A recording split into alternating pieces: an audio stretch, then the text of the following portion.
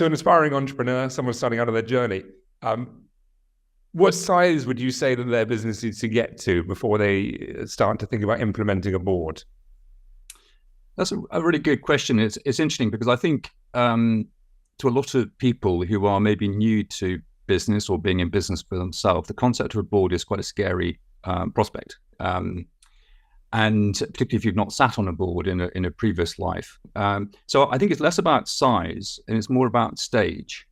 So typically a new entrepreneur or a founder with a new business is hopefully got a sidekick, they've got a co-founder. And the board really at that point, assuming they're both directors of a limited company, is them. And that could endure for a very long time, possibly even forever for the duration of that company. But what really tends to happen is as you start to scale and you need to take on funding, that's when you're more likely to start to have either your investors, let's say a high net worth angel investor might say, well, look, I'm going to back you, but I want to look after my cash and I want to be on the board and check what's going on.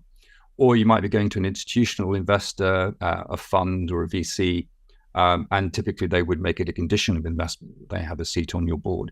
So that's usually the point when, in my experience, small businesses suddenly wake up to the fact they need things like shareholder agreements, proper articles that aren't just off the shelf from HMRC.